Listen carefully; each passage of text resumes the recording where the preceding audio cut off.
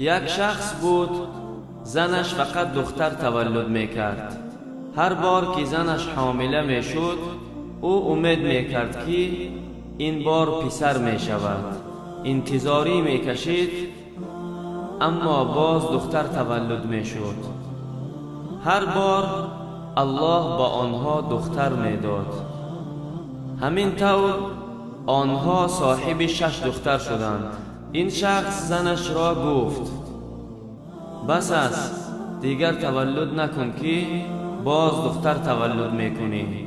و زنش یک مدت تولد نکرد.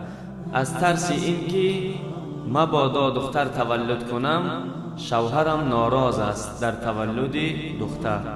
در بین شیطان در فکر این شخص همین سخن را آورد که اگر این بار زنت دختر تولد کرد طلاقش بده.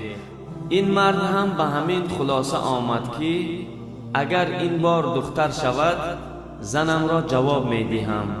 ناگهان شب خواب دید که قیامت قائم شده است و گناهان این شخص از حد زیاد هستند.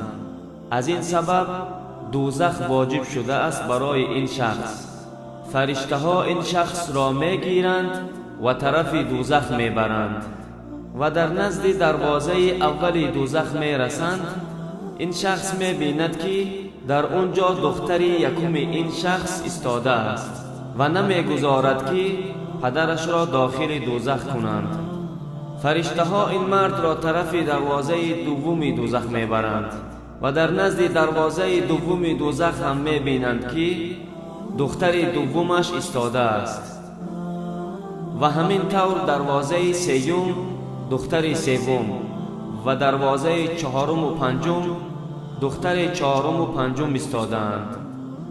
بالاخره تا ششم دروازه را رفتند که دختر ششمش استاده بود و نگذاشت که پدرش را داخل دوزخ کنند. اکنون دروازه هفتم باقی مانده بود. فرشته ها این شخص را گرفتند و نزد دروازه هفتم بردند. این شخص خیلی سخت غمگین شده بود و از ترس می لرزید. در همین حالت بیدار شد.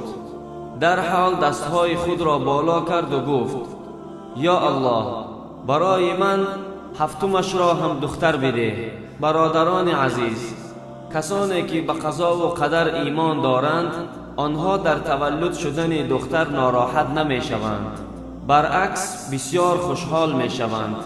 اما شخصانی که خیال می کنند که در تولد دختر زنهایشان عیبدار هستند آنها بسیار خطای بزرگ می کنند. دختر یا پسر تولد کردن این یک حکم خداوند است و در این حکم خداوندی انسان اصلا دخالت کردن نمی تواند. دخترها هم یک نعمت الله متعال هستند. الله جل جلاله در قرآن می فرماید که کسی را بخواهم دختر عطا می کنم و کسی را بخواهم پسر و کسی را بخواهم هر دوی آنها را می دهم و بعضی ها را محروم می کنم از هر دوی آنها. به تحقیق الله عالم و قادر است. برادران عزیز، این نوار را نشر کنید، زیرا اینکه سخنان خوب را برای دیگران رسانیدن صدقه جاریه است. والسلام علیکم و رحمت الله و برکاته.